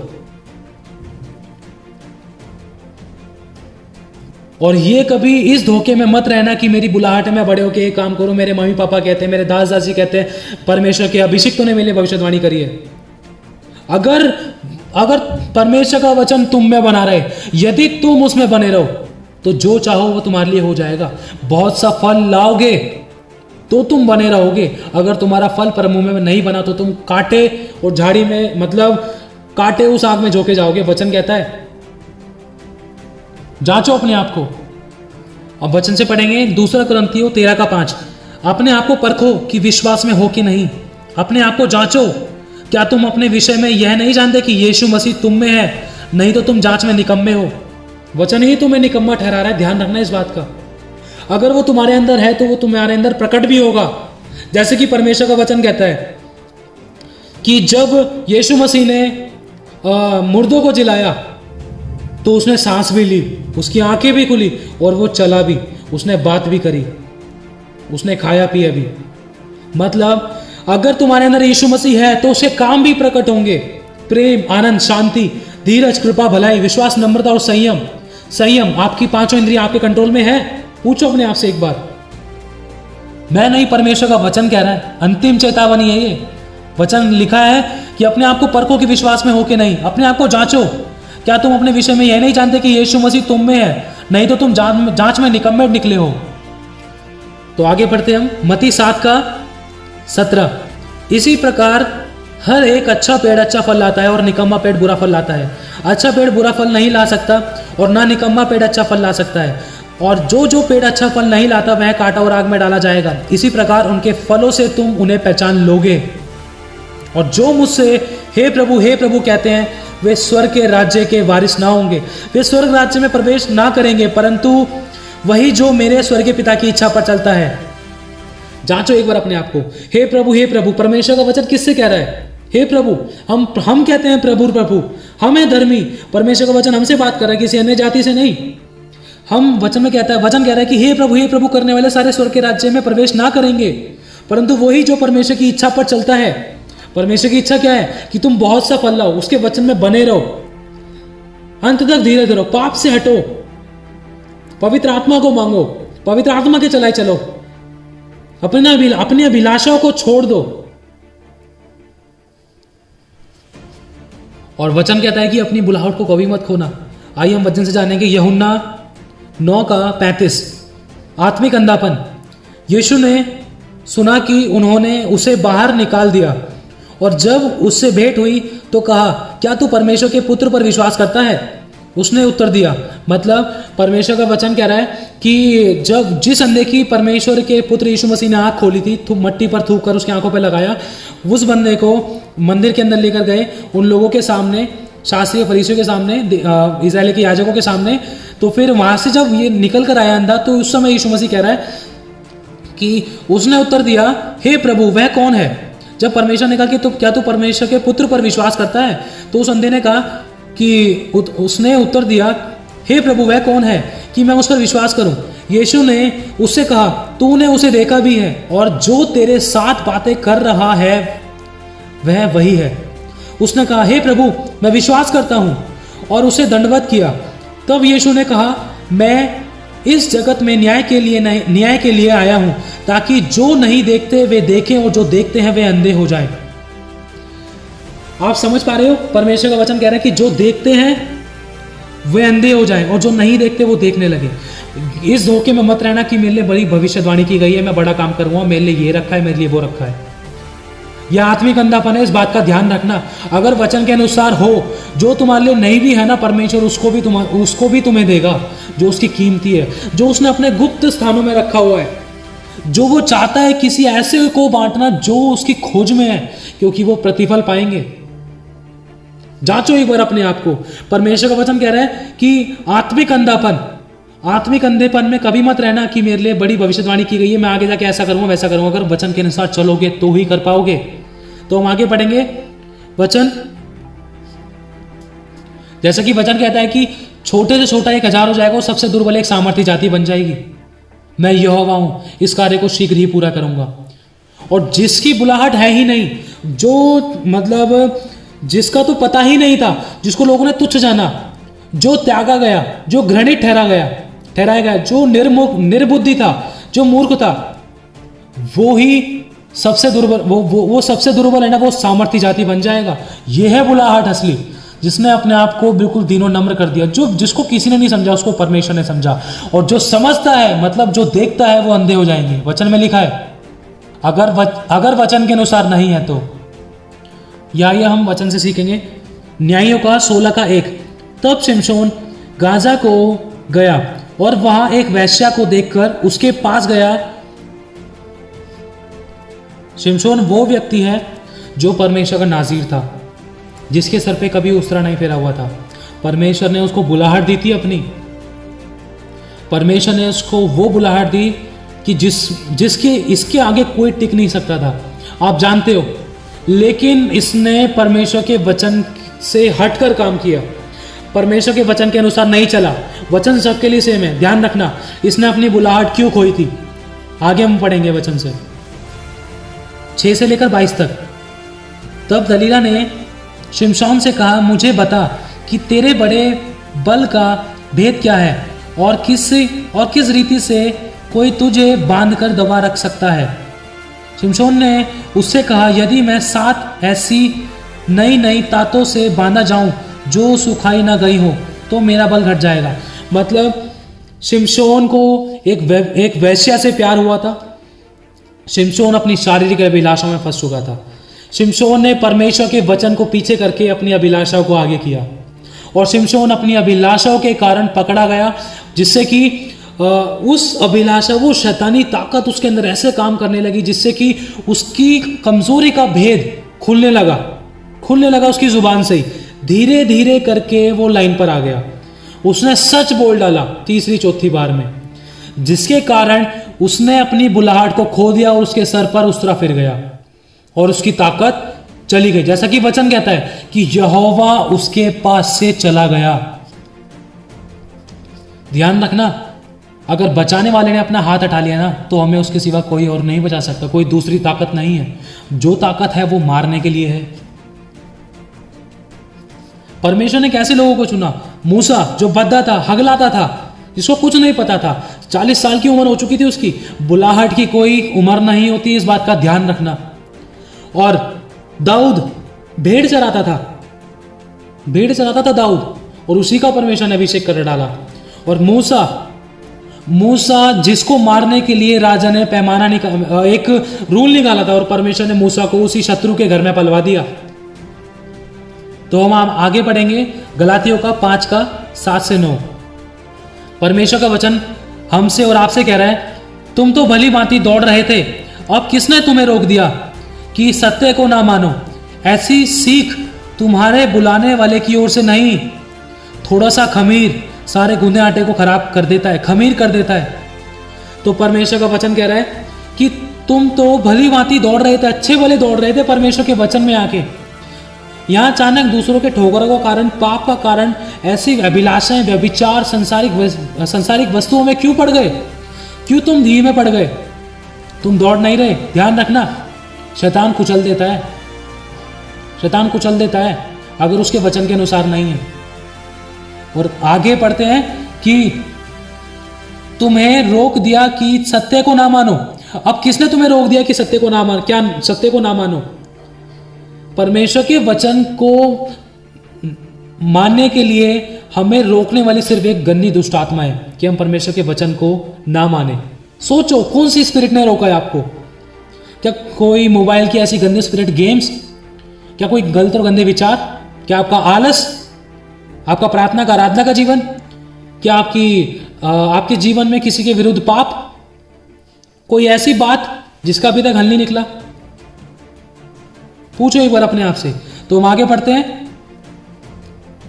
थोड़ा सा खमीर सारे गुने आटे को खमीर कर डालता है। मैं प्रभु पर तुम्हारे विषय में भरोसा रखता हूँ कि तुम्हारा कोई दूसरा विचार ना होगा, परंतु जो तुम्हें घबरा देता है वह कोई क्यों ना हो दंड पाएगा। मतलब परमेश्वर का वचन कह रहा है कि मैं प्रभु पर तुम्हारे विषय में भरोसा रखता हूँ। मतलब परमेश्वर के वचन के अनुसार अगर हम चलते हैं तो परमेश्वर भी हम पर विश्वास करता है कि हाँ मेरा बच्चा मेरे वचन के अनुसार चल रहा है, भी नहीं डगमगाएगा। इसने चुनाव कर लिया है अपनी अभिलाषाओं से हटकर कि तुम्हारा कोई दूसरा विचार ना होगा। मतलब हमने चुनाव ले लिया है कि हम कोई दूसरा विचार भी नहीं करेंगे, काम की तो दूर की बात। और परंतु जो तुम्हें घबरा देता है वह कोई क्यों ना हो दंड पाएगा। अगर हम परमेश्वर के वचन के अनुसार चल रहे हैं, अगर हमारा चुनाव हमेशा परमेश्वर ही है, ना तो गेम है, ना खाना है, ना पीना है, ना गलत चीजें है, जो भी ऐसी बात जो हमारे परमेश्वर के वचन से हमें दूर करती है, अगर वो गंदी स्पिरिट है तो वो दंड पाएगी। तो आगे पढ़ते हैं। परंतु हे भाइयों, यदि मैं अब तक खतना का प्रचार करता हूं तो क्यों अब तक सताया जाता हूं? फिर तो क्रूस की ठोकर जाती रही। भला होता कि जो तुम्हें डावाडोल करते हैं वे अपना अंग ही काट डालते। मतलब परमेश्वर का वचन कह रहा है कि यदि अगर मैं खतना का प्रचार करता रहूं तो अब तक सताया क्यों जाता हूं? क्यों? अगर सत्य का प्रचार तुम कर रहे हो तो वचन में लिखा है, अगर परमेश्वर की आत्मा के चलाए चले तो तुम सत्य का प्रचार करोगे। जैसा कि परमेश्वर का वचन कहता है कि यदि तुम मेरे कारण सताए जा रहे हो, लोग तुम्हें झूठ झूठ बोलकर तुम्हारी निंदा करते हैं, तो समझ लेना तुम्हारे स्वर्ग में बड़ा प्रतिफल है। इसीलिए और समझ लेना कि तुम सही ट्रैक पे हो, सही राह पे हो, सही मार्ग पर हो। तो हम आगे पढ़ते हैं। तो परमेश्वर का वचन क्या कह रहा है हमसे कि हे भाइयों, तुम स्वतंत्र होने के लिए बुलाए गए हो, परंतु ऐसा ना हो कि यह स्वतंत्रता शारीरिक कामों के लिए अवसर बने, वरन प्रेम से एक दूसरे के दास बनो। मतलब परमेश्वर का वचन कह रहा है कि तुम स्वतंत्र होने के लिए बुलाए गए हो, तुम स्वतंत्र के लिए बुलाए गए हो। परमेश्वर का आत्मा आजादी है हमारे लिए, तुम स्वतंत्र हो, परंतु ऐसा ना हो कि यह स्वतंत्रता शारीरिक कामों के लिए अवसर बने। हमारी स्वतंत्रता शारीरिक कामों के लिए अवसर ना बने। अगर मैं स्वतंत्र हूं कि क्या कहते हैं, मैं परमेश्वर के वचन पे विश्वास करता हूं और क्या कहते हैं, परमेश्वर ने, यीशु मसीह ने मेरे पाप क्षमा कर दिए, यीशु मसीह ने क्रूस पर मेरे लिए जान दे दी है, तो मुझे पाप का लाइसेंस नहीं मिल गया कि बार बार अपनी शारीरिक अभिलाषाओं के चक्कर में बार बार यीशु मसीह को क्रूस पर चढ़ाऊं कि यीशु मसीह मेरे पापों को प्रायश्चित है। वचन कहता है कि बार बार जो पाप करता है उसके लिए कोई बलिदान बाकी नहीं है। वचन कहता है कि वरन प्रेम से एक दूसरे के दास बनो, एक दूसरे के दास बनो, क्योंकि सारी व्यवस्था एक ही बात में पूरी हो जाती है, तू अपने पड़ोसी से अपने समान प्रेम रखना। ये बात आप समझ ही गए होंगे। पर यदि तुम एक दूसरे को दांत से काटते और फाड़ खाते हो तो चौकस रहो कि एक दूसरे का सत्यानाश ना कर दो। अगर हम परमेश्वर के वचन के अनुसार भी चल रहे हैं, अगर हम एक दूसरे को, अपने भाइयों को, अपनी बहनों को, अपने परिवारों को उनका दिल दुखाते हैं, ऐसे शब्द बोलकर काटते हैं, उनके मन को, उनकी मन की बातों को, उनकी इच्छाओं को और उनकी आशीषों को काटने की कोशिश करते हैं, उनको कुड़कुड़ाने का कारण बनाते हैं, जो उनको मिलने वाला होता है, जो ब्लेसिंग्स उनको परमेश्वर की ओर से मिलने वाली होती है, हम कटु वचन के साथ गलत बोलकर उन आशीषों को काटते हैं। तो वचन कहता है कि तो चौकस रहो कि कहीं एक दूसरे का सत्यानाश ना कर दो। हमारी जुबान, हम ही एक दूसरे के सत्यानाश का कारण बनते हैं कि तूने ऐसा कर दिया, तेरी वजह से हुआ, तेरे ही कारण ऐसा हुआ, कि तू मुझे मना करता है, तेरी वजह से ऐसा हुआ, तू बाइबल नहीं पढ़ता, तू वचन नहीं पढ़ता, तू ये नहीं करता, तू वो नहीं करता। अगर कोई हमें टोकता है तो हमें करेक्ट करना है। अगर जो बंदा सामने वाला बोल रहा है अगर वो मेरे लिए सही है तो हमें एक्सेप्ट करना है, अगर सही नहीं है तो हमें एक कान से सुनना है, दूसरे कान से निकालना है। जैसे कि परमेश्वर को अपने शब्दों की ताकत, यीशु मसीह को अपने शब्दों की ताकत पता था। जब वो उस लड़की को जिंदा करने जा रहा था तो उस समय लोग कह रहे थे कि ये लड़की तो मर चुकी है, ये लड़की तो मर चुकी है। यीशु मसीह को पता था उसके शब्दों की ताकत, उसके मुंह का फल, जिसको परमेश्वर सृजनहार है, जिसको परमेश्वर क्रिएट करता है। वचन में लिखा है कि यीशु मसीह ने उन लोगों की बातों को सुनकर अनसुनी कर दिया, क्योंकि यीशु मसीह जानता था कि सोने वाले जागते हैं और मरने वाले गाड़े जाते हैं। और यीशु मसीह ने उस लड़की को जिंदा किया जो याइर की बेटी थी। तो हम आगे पढ़ते हैं 16। पर मैं कहता हूं आत्मा के अनुसार चलो तो तुम शरीर की लालसा किसी रीति से पूरी ना करोगे। अब एक बार अपने आप से पूछो, आप कौन सी आत्मा के चलाए चलते हो? अगर शारीरिक अभिलाषा को पूरा करते हो तो शैतान की आत्मा के चलाए चलते हो, शैतान को मौका खुद देते हो और परमेश्वर को दोष देते हो। अगर परमेश्वर की आत्मा के चलाए चलते तो तुम शारीरिक अभिलाषाओं को पूरा ना करते। वचन क्या कहता है, वचन पढ़ते हैं हम आगे, पूरा ना करोगे क्योंकि शरीर आत्मा के विरोध में और आत्मा शरीर के विरोध में लालसा करता है और ये एक दूसरे के विरोधी हैं, इसलिए कि जो तुम करना चाहते हो वो ना कर पाओ। और यदि तुम आत्मा के चलाए चलते हो तो व्यवस्था के अधीन ना रहो।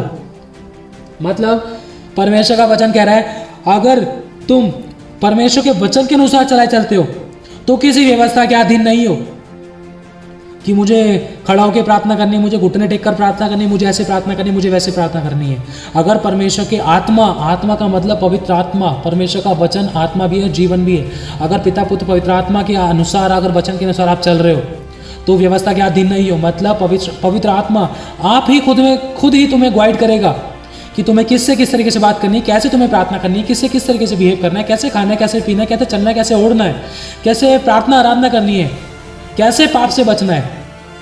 तो आगे पढ़ते हैं, शरीर के काम तो प्रकट हैं, अर्थात व्यभिचार, गंदे काम, लुचपन, मूर्ति पूजा, टोना, बैर, झगड़ा, ईर्ष्या, क्रोध, विरोध, फूट, विधर्म, मतवालापन।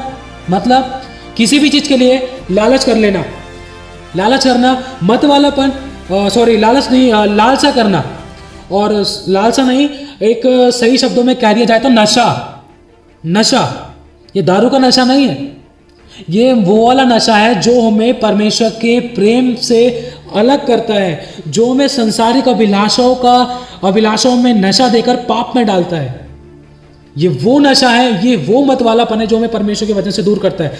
गेम खेलेगा मतवालापन, पबजी का, और गलत बातों का, हंसी ठट्टे का, चुटकुले का, झूठ बोलने का, चुगली निंदा का करने का, एक दूसरे की बुराई करने का, अपने आप को अच्छा दिखाने का, घमंड करने का, ये सारे मतवालेपन है। यदि ये चीज हमें परमेश्वर के वचन से दूर करती है, ये सारा मतवालेपन का नशा है। एक बार का होता है तो हट जाता है, अगर बार बार हो रहा है तो नशा है, ये मतवालापन है। आगे बढ़ते, लीला क्रीड़ा और इनके जैसे और काम है, इनके विषय में मैं तुमसे पहले से कह देता हूं, जैसा पहले कह भी चुका हूं कि ऐसे ऐसे काम करने वाले परमेश्वर के राज्य के वारिस ना होंगे। बस खुद कह रहा है वचन परमेश्वर का, जांचो परमेश्वर के वचन के अनुसार अपने आप को। क्या तुम इसमें से किसी भी एक चीज के अनुसार चल रहे हो? जैसे कि वचन में लिखा है कि थोड़ा सा कमी सारा गुना आटा खराब कर देता है। मतलब अगर ऐसे में से एक भी बात है तो वचन कह रहा है कि ऐसे ऐसे काम, मतलब ऐसे ऐसे काम, एक बार नहीं दो बार का ऐसे ऐसे काम, मतलब जोर दिया है परमेश्वर का वचन, जोर दे रहा है। जैसे कि यीशु मसीह ने कहा कि मैं तुमसे सच सच कहता हूं, तो यहां पर लिखा है कि ऐसे ऐसे काम करने वाले परमेश्वर के राज्य के वारिस ना होंगे। पर आत्मा का फल प्रेम, आनंद, शांति, धीरज, कृपा, भलाई, विश्वास, नम्रता और संयम है, इनके अनुसार चलेंगे। अगर आत्मा के अनुसार चलते तो आत्मा के फल दिखाई देंगे हमारे अंदर। ऐसे कामों के विरोध में कोई भी व्यवस्था नहीं है, कोई व्यवस्था नहीं है। अगर हम आत्मा के चले चल रहे हैं, अगर हम प्रेम कर रहे हैं, आनंद कर रहे हैं, शांति, धीरज, कृपा, भलाई, यह आत्मा के 9 फल, आत्मा का फल एक है पर यह आत्मा के काम है। अगर इन कामों को करते पाए जा रहे तो आत्मा के चलाए चल रहे हैं। और जो मसीह यीशु के हैं उन्होंने शरीर को उनकी लालसाओं और अभिलाषाओं समेत क्रूस पर चढ़ा दिया है, वचन कह रहा है। और जो यीशु मसीह के हैं उन्होंने अपनी लालसाओं को, अभिलाषाओं को क्रूस पर चढ़ा दिया है। मतलब अगर हमने क्रूस पर नहीं चढ़ाया है तो यीशु मसीह में हम जी भी नहीं जी उठे। वचन में लिखा है कि मरना मसीह, जीना लाभ। आप जानते हो अगर हम मरेंगे नहीं, क्रूस पर नहीं चढ़ाए जाएंगे तो उठेंगे भी नहीं, हम जिलाए भी नहीं जाएंगे। इस बात को ध्यान रखना आप। तो आगे का वचन क्या कह रहा है, यदि हम आत्मा के अभिलाषाओं समेत क्रूस पर चढ़ा दिया है। अगर आपने अपनी अभिलाषा को क्रूस पर चढ़ा दिया है तो आज आपके साथ क्यों है, पूछो अपने आप से। तो मतलब आप यीशु मसीह के लिए मरे नहीं हो। अगर मरे नहीं है तो बहुत सा फल नहीं ला सकते, और जो पेड़ फल नहीं लाता वो काटा और आग में डाला जाएगा। तो आगे बढ़ते हैं 25, यदि हम आत्मा के द्वारा जीवित हैं तो आत्मा के अनुसार चले भी। वचन कह रहा है, कंडीशन है, अगर हम आत्मा के अनुसार जीवित हैं तो आत्मा के अनुसार चले भी, वचन के अनुसार चले, पाप से हटे रहे, परमेश्वर का भय माने, बुराई से बैर रखे, परमेश्वर की आज्ञाओं को मानना सिखाएं, खुद बचे औरों को बचाएं। हम घमंडी होकर ना एक दूसरे को छेड़े और ना एक दूसरे से ढा रखे। हम ये ना सोचे कि मेरे पास ज्यादा प्रकाशन है, ज्यादा रेवलेशन है, या कोई मेरे से आगे ना निकल जाए। हम घमंडी ना बने, हम ढा ना करें, ढिठाई ना करें। अगर आत्मा के अनुसार चल रहे हैं तो पूछो अपने आप से। अगर हम अपने से नीचे किसी को दिखाते हैं तो मतलब हम मरे नहीं हैं, हम यीशु मसीह के साथ गाड़े नहीं गए। क्योंकि यीशु मसीह तो दीन बन गया, बल्कि धरती के अंदर तक चला गया। धरती भी उसका बोझ ना सह सकी, उसने भी उगल दिया उसको। तो आगे बढ़ते हैं हम 6 से। गलातियों का 6 का 6। जो वचन की शिक्षा पाता है वह सब अच्छी वस्तुओं में सिखाने वाले को भागी करे। धोखा ना खाओ, परमेश्वर ठट्टों में नहीं उड़ाया जाता, क्योंकि मनुष्य जो कुछ बोता है वही काटेगा। अगर आप कुछ भी गलत बोले ना, मैं पापी हूं, मैं झूठा हूं, मैं चुगली निंदा करता हूं, ये करता हूं, वो करता हूं, या तू ऐसा है वो ऐसा है, वो बोया जा रहा है, वो भविष्यवाणी हो रही है। परमेश्वर आपके मुंह के फल का सर्जन आ रहा है। आपका मुंह का फल वो शब्द है जो आपके मुंह से निकल रहा है। जीव के वश में जीवन और मृत्यु दोनों, जो उसको काम में लाना जानता है वो इसका फल भोगेगा।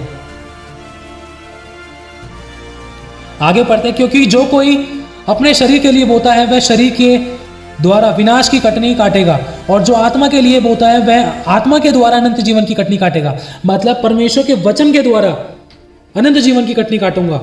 अनंत जीवन की कटनी काटोगे आप। अगर शरीर के लिए बोल रहे हो तो विनाश की कटनी है। जांच लो एक बार अपने आप को, मन फिरा हुआ नाश हो जाओ। जागते रहो कि तुम परीक्षा में ना पढ़ो, जागो, ये सोने का समय नहीं है। अब हम आगे पढ़ते हैं, पहला थिस्सलुनीकियों का 5 का 18 से 22। हर बात में धन्यवाद करो, क्योंकि तुम्हारे लिए मसीह यीशु में परमेश्वर की यही इच्छा है। आत्मा को ना बुझाओ, भविष्यवाणियों को तुच्छ ना जानो। जो भविष्यवाणी परमेश्वर यहोवा ने आपके लिए की है ना, उसको तुच्छ मत जानो। जो मनुष्य की बात है उस पर तो हम विश्वास करते ही नहीं है कभी। जो दास दासी कहते हैं उस पर तो विश्वास करते नहीं है। भले ही चर्च तक ही है, चर्च के बाद बाहर फिर से वही तेरी माँ की, मेरी माँ की, तेरा ये तेरा वो। भूल जाते हैं भविष्यवाणी को, भूल जाते हैं उस आशीषों बरकतों को जो भी हम पाकर निकले हैं। क्योंकि शैतान वचन चुरा लेता है ना, मन में असाध्य रोग लगाए। जैसा मन में सोचते वैसा है ना। वचन कहता है हर बात में परमेश्वर का धन्यवाद करो, क्योंकि तुम्हारे लिए मसीह यीशु में परमेश्वर की यही इच्छा है। आत्मा को ना बुझाओ, पवित्र आत्मा को मत बुझाओ, मत उड़ाओ, उसकी उपस्थिति में हंसी ठट्ठा मत करो, मत करो किसी की बुराई, मत ताको इधर उधर, वचन की ओर ध्यान लगाओ। जैसे यीशु मसीह पानी पर चलकर आ रहा था तो उस समय पतरस से यीशु मसीह ने कहा आ। पतरस ने यीशु मसीह से कहा कि प्रभु यदि तू है तो मुझे आज्ञा दे तेरे पास आने की। तो जब वो यीशु मसीह की ओर ताक रहा था तो बच गया। जैसे ही उसका ध्यान परमेश्वर की आत्मा की तरफ से हटा तो वो डूब गया। मतलब शैतान ने उसको खींच लिया नीचे, संसार में चला गया। पूछो एक बार अपने आप से कि आत्मा को बुझा रहे हो? इस आत्मा को बुझाने की पापों की क्षमा नहीं है, मत बुझाओ। सावधानी से चलो उसकी उपस्थिति में। वचन कहता है वो सिंह समान मेमना, वो यीशु मसीह परमेश्वर यहोवा के सिंहासन के सामने चुपचाप खड़ा हुआ है। उसका वचन कहता है उसकी उपस्थिति में डरते कांपते रहो। हमें हंसी ठट्ठा करने से समय नहीं मिलता। हंसी ठट्ठा करने का मतलब हंसी ठट्ठा करते रहते हैं, हमें कभी चीज का कभी भय नहीं आया। कभी हमने परमेश्वर के वचन के साथ अपने आप को जांचने की कोशिश नहीं करी, कभी एक दूसरे को चिताया नहीं। बड़ों के साथ भी लग गए, बड़े कर रहे हैं तो छोटे ने कभी चिताने की कोशिश नहीं करी। छोटा कर रहा है तो बड़ा चिता देता है, तो बड़ा भी कर बैठता है। अगर बड़ा बोलता भी है तो वो किस मुंह से बोले? एक अंधा दूसरे अंधे को मार नहीं दिखा सकता। परखो अपने आप को परमेश्वर के वचन के अनुसार। और वचन कह रहा है कि सब बातों को परखो, जो अच्छी हैं उसे पकड़े रहो, सब प्रकार की बुराई से बचे रहो। इतना तो आपको बुद्धि ज्ञान और समझ का आत्मा दिया है खुदा ने। आप परख तो सकते हो। अपने प्राण को अधोलोक से बचाने का रास्ता भी, शब्द भी, चुनाव भी आप ही के पास है, वो आपकी जुबान में है। आगे हम वचन पढ़ेंगे, भजन संहिता 1। क्या ही धन्य है वह पुरुष जो दुष्टों की युक्ति पर नहीं चलता और ना पापियों के मार्ग में खड़ा होता और ना ठट्ठा करने वालों की मंडली में बैठता है, परंतु वह तो यहोवा की व्यवस्था से प्रसन्न रहता और उसकी व्यवस्था पर रात दिन ध्यान करता रहता है। वह उस वृक्ष के समान है जो बहती नालियों के किनारे लगाया गया है और अपनी ऋतु में फलता है और जिसके पत्ते कभी मुरझाते नहीं। इसलिए जो कुछ वह पुरुष करे वह सफल होता है। जानो एक बार इस बात को, क्या ही धन्य है वे, धन्य का मतलब ब्लेस, आशीषित। क्या ही धन्य है वे पुरुष जो दुष्टों की युक्ति पर नहीं चलता और ना पापियों के मार्ग में खड़ा होता। ना दुष्टों की युक्ति पे चलना, ना पापियों के मार्ग में खड़ा होना। अगर कहीं पर बुराई है किसी की, तेरी मेरी है, तो पापियों का मार्ग है वो। चाहे दास है, चाहे दासी, चाहे कलीसिया है, चाहे कोई तुम्हारे दोस्त है। जांचो एक बार अपने आप को। और वचन कह रहा है जो इस युक्ति पर नहीं चलता वो आशीषित है और जो इस युक्ति पर चलता है वो इनडायरेक्टली शापित है, क्योंकि धन्य का विपरीत शाप है, ब्लेस का उल्टा कर्स है। क्या ही धन्य है वे पुरुष जो दुष्टों की युक्ति पर नहीं चलता और ना पापियों के मार्ग में खड़ा होता और ना ठट्टा करने वालों की मंडली में बैठता है। खुद तो ठट्टा करते हैं, दूसरों के साथ भी करने बैठते हैं, और दूसरे कर रहे हैं तो हम उनके साथ बैठ जाते हैं। ऐसा क्यों है? जांचो एक बार परमेश्वर के वचन के अनुसार। शाप पर शाप मत पाओ, हाय मत लो परमेश्वर की। किसी के लिए ठोकर का आंसू का कारण मत बनो, और जो नए मसीह में विश्वासी हैं उनके लिए ठोकर का कारण मत बनो।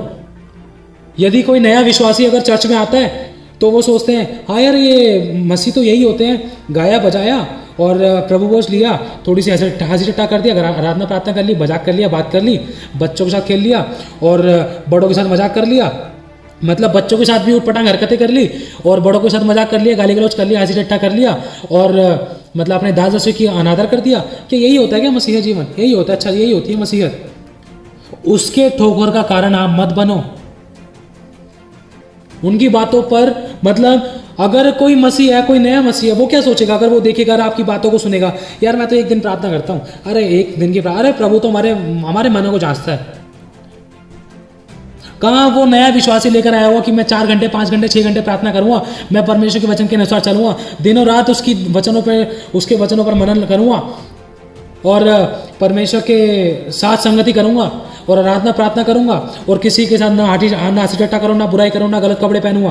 कहाँ वो वचन के अनुसार चलता है? तो अचानक वो मसीह लोगों को देखकर ही शैतान के काम में आ जाता है। क्यों? क्योंकि मसीहों में शैतान काम करता है। वचन क्या कहता है कि किसी के ठोकर का कारण मत बनो। और मसीह लोग क्या कर रहे हैं आजकल? झूठ बोलना, चुगली निंदा करना, हंसी टट्टा करना, मजाक करना, व्यभिचार करना, गलत फोटो देखना, वीडियोस देखना और दूसरों तक ये बातें शेयर करना। तो नए मसीहों पे क्या प्रभाव पड़ेगा इस बात का? सच्ची मसीहत दबती जा रही है। जांचो इस बात को। अनजाने में उस नए मसीह व्यक्ति का ठोकर का आंसू का कारण मत बनो। तो हम आगे बढ़ेंगे। परमेश्वर का वचन 2 तीमुथियुस 2:15 और 16। अपने आप को परमेश्वर का ग्रहण योग्य और ऐसा काम करने वाला ठहराने का प्रयत्न करो जो लज्जित ना होने पाए। हमें लज्जा का बर्तन नहीं बनना है, हमें वो बर्तन बनना है जिसमें परमेश्वर अपनी महिमा को प्रकट करे। हमें वो अभिषेक चाहिए जिससे कि परमेश्वर की महिमा प्रकट हो, जिससे कि बंधन टूट जाए। जो सेतमेत हमें मिला है वो सेतमेत हमें आगे देने पाए, उसको बनाए रखें। वो बनाए कब रहेगा? जब हम अपने आप को पवित्र करेंगे। और हम परमेश्वर के ग्रहण योग्य कब बनेंगे? क्योंकि वचन कहता है कि अपने आप को परमेश्वर ग्रहण योग्य करो। क्यों करना है? क्योंकि हम ग्रहण योग्य अभी नहीं है। हमारा जीवन चूना फिरी कब्रों की तरह है, जो बाहर से तो सजी हुई है पर अंदर से खोखली है। हमारे बर्तन अंदर से गंदे हैं, जिसके अंदर गंदी बातें, व्यभिचार, पाप का अभिषेक भरा हुआ है, गंदगी भरी हुई है। क्योंकि अगर जब तक गंदगी अंदर से बाहर नहीं निकलेगी, जब तक हम उसको गंदगी को अंदर से बाहर नहीं निकालेंगे, तब तक परमेश्वर का आत्मा हमें अपनी महिमा से, अपने अभिषेक से, अपने सामर्थ्य से नहीं भर सकता। क्योंकि जो खाली है उसी को भरा जाएगा। और हम आगे पढ़ते हैं। जो लज्जित होने ना पाए और जो सत्य के वचन को ठीक रीति से काम में लाता हो। मतलब परमेश्वर का जो वचन है वो सत्य है, उस वचन को ठीक रीति से हमें काम में लाना है। किस तरीके से हमें इस्तेमाल करना है परमेश्वर का वचन, कहाँ पर किस परिस्थिति में कैसे इस्तेमाल करना है, कैसे अंगीकार करना है, वो परमेश्वर का आत्मा हमें बताएगा। वो आत्मा हमें जब बताएगा जब हम अपने आप को पवित्र करेंगे, परमेश्वर के ग्रहण योग्य करेंगे, अपने आप को सरेंडर करके और हम परमेश्वर के ग्रहण योग्य बलिदान के रूप में एक ऑफरिंग के तौर पर अपने आप को परमेश्वर को देंगे, क्योंकि वचन कहता है कि मैं वो बर्तन हूं जो परमेश्वर के द्वारा बनाया गया हूं, परमेश्वर मेरा कुम्हार है। अगर मेरे अंदर कुछ कमी है तो मुझे अपने आप को देना है। आज लोग बहुत बड़ी बड़ी ऑफरिंग देते हैं पर अपने आप को कोई परमेश्वर को नहीं देता। जैसे उस बूढ़ी औरत ने एलिया को अपना जो उसका आखिरी खाना बचा था, जो उस कुप्पी में थोड़ा तेल था और थोड़ी सी मैदा थी, अपना 100% जो उसने एलिया को दे दिया था, मतलब परमेश्वर को दे दिया था, तो परमेश्वर ने उसकी हदों को बढ़ा दिया। उसको इतना दिया बल्कि बहुतेरी की जाति को उधार देने वाली बन गई। खुद भी भूख मिटा सकी, खुद की भी भूख तृप्त हुई और दूसरों को भी खिलाया। ध्यान रखना, परमेश्वर आपसे कुछ नहीं मांगता, वो आपको मांगता है, उसको आप चाहिए, क्योंकि ये पृथ्वी परमेश्वर के पुत्र और पुत्रियों की प्रकट होने की बाट जो रही है कि कौन जाएगा इस धरती के अंदर अब परमेश्वर के लोगों को आके भट्टे में से निकालेगा, कौन पाप से बचाएगा, कौन परमेश्वर के वचन को उन लोगों तक पहुंचाएगा, कौन उनको चिताएगा, कौन उनको पाप से दूर करेगा और कौन उनको आशीष और चंगाई और छुटकारे परमेश्वर के प्रेम के बारे में बताएगा।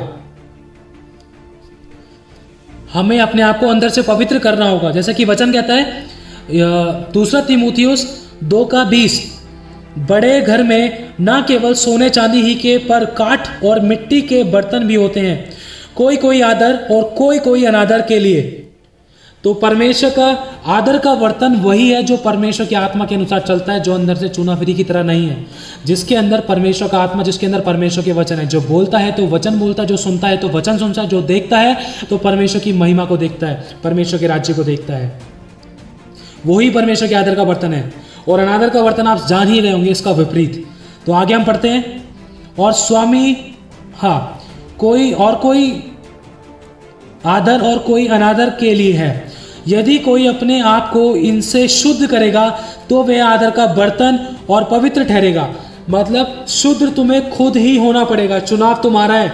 अगर तुम इच्छा रखते हो, तुम्हारे मन में पश्चाताप का आत्मा है, पश्चाताप ही है तुम्हारा हृदय, तो तुम अपने आप को परमेश्वर के आत्मा से, यीशु के लहू से शुद्ध कर सकते हो, उसकी ओर पुकार के पश्चाताप करके, क्योंकि उसका आत्मा तुम्हारे अंदर आके पिता से प्रार्थना करेगा जो तुम्हें शुद्ध करेगा भले काम। और आगे बढ़ते हैं, और स्वामी के शुद्ध करेगा तो वह आदर का बर्तन और पवित्र ठहरेगा। तो ही वह आदर का बर्तन, जो वो मंदिर जो पवित्र है, वो पवित्र ठहरेगा जो तुम हो, और स्वामी के काम आएगा और परमेश्वर के तुम काम आओगे, और हर भले काम के लिए तैयार होगे। हर भले काम के लिए तुम तैयार होगे, परमेश्वर तुम्हें इस्तेमाल करेगा। अब हम आखिरी वचन निकालेंगे, गलातियों 6:7 से 10 तक। तो परमेश्वर का वचन कहता है, गलातियों 6:7 से, धोखा ना खाओ, परमेश्वर ठट्ठों में नहीं उड़ाया जाता, क्योंकि मनुष्य जो कुछ बोता है वही काटेगा। बस अपने आप को करेक्ट करो, अच्छा बोओगे तो अच्छा काटोगे। इसीलिए जहां तक अवसर मिले हम सबके साथ भलाई करें, विशेष करके विश्वासी भाइयों के साथ। तो परमेश्वर के आत्मा ने यदि आपसे बात करी है तो आपको करेक्शन की जरूरत है। परमेश्वर का वचन आर पार छेदने वाला है। अपने आप को करेक्ट करो और परमेश्वर के ग्रहणियों के जीवन जियो। परमेश्वर का आत्मा आपको बहुत आशीष देता रहे। तो आइए अब हम सब मिलकर एक मन एक आत्मा होकर प्रार्थना करते हैं। प्रभु यीशु के नाम से पिता, हम आपका धन्यवाद करते हैं अपने आप को, और जिस भी तेरे बच्चों ने वचन सुना है पिता, उन सभी को, और प्रभु जो वचनों भी बीज बोया गया प्रभु, इस बीज को यीशु मसीह तेरे पवित्र सामर्थ्य लहू में सील करता हूँ। आपका वचन कहता है जहाँ आपका लहू लगता है वहाँ से शैतान के सारे काम नष्ट हो जाते हैं। आपका वचन कहता है, आपका वचन हड्डी हड्डी मांस मांस गूदे गूदे गांठ गांठ को आर पार छेदता है, मन की भावना को जांचता है, शरीर प्राण आत्मा को अलग करता है और चंगा करता है और जांचता है, और पिता परमेश्वर तेरे वचन के अनुसार हमें चिताता है। प्रभु जो वचनों भी बीज वो आज बोया गया है, वो 30, 60, 100 गुना 1000 गुना फल रहा है पिता परमेश्वर। प्रभु जाने जाने अब तक हमसे कोई गलती पाप गुना अपराध हो भी गया, उसके लिए हम क्षमा चाहते हैं। धन्यवाद करते हैं, आपने अपने वचन के अनुसार हमें चिताया, हमें करेक्ट किया और हमें आपके मार्ग पर चलाने के लिए मदद और सहायता की। हमसे कुछ भी नहीं बन पड़ा पिता, हम अपने आप को एज ऑफरिंग आपको देते हैं। हम जैसे भी हैं पिता हमें ग्रहण करें। हमसे कुछ भी नहीं बन पड़ा, हम अपने आप को शून्य दिनों नम्र करते हैं, तेरे अनुग्रह सिंहासन के समीप आते हैं खुदावा। पवित्र आत्मा जी हम आपको मांगते हैं, क्योंकि आपके बिना कुछ नहीं है, क्योंकि आपका वचन कहता है जब पवित्र आत्मा तुम पर आएगा तो तुम्हें सारी बीती बातें बतला देगा। प्रभु आपका आत्मा हमें सिखाए, हमसे कुछ भी नहीं बन पड़ा, हम धन्यवाद करते हैं। अब तक हमें संभाल के रखा कि आप ही संभालेंगे। आपके सुपरनेचुरल प्रोडक्शन को हमारे चारों तरफ मानते हैं। हमें अपनी बुद्धि ज्ञान समझ से, सामर्थ्य और अभिषेक से, गुड़ गुड़ भेदों से, प्रकाशनों से भरना, ताकि हम तेरी अद्भुत योजना को समझने पाए और शैतान की चालों को जानने पाए। और क्योंकि वचन कहता है कि शैतान को परमेश्वर आपने, शैतान को हमारे पैरों के नीचे शीघ्र ही कुचलवा दिया है। और शैतान हमारे पैरों के नीचे था, है और रहेगा, कभी वो ऊपर ना उठने पाए। तेरा वचन सत्य है और सत्य कभी नीचे नहीं होता, सत्य हमेशा ऊपर ही होता है, सत्य हमेशा उठाया ही जाता है और सत्य हमेशा जीवित ही रहता है। सत्य हमेशा जयवंत है, जो यीशु मसीह है, जो जीवन मार्ग और सत्य है। मैं तेरा धन्यवाद करता हूँ आपके वचन का भेद बताने के लिए पवित्र आत्मा जी, और एलिया के अभिषेक में इन सबों को बहा देने के लिए धन्यवाद करता हूँ। धन्यवाद करता हूँ इन सब की आंखें, मन की आंखें ज्योतिर्मय हो जाए, तेरा आत्मा काम करे। धन्यवाद करता हूँ, आगे का समय आपके हाथों में सौंपते हैं। यीशु नासरी के नाम से इस दुआ को मांगते हैं पिता, सुने और कबूल करे। आमीन, आमीन, आमीन।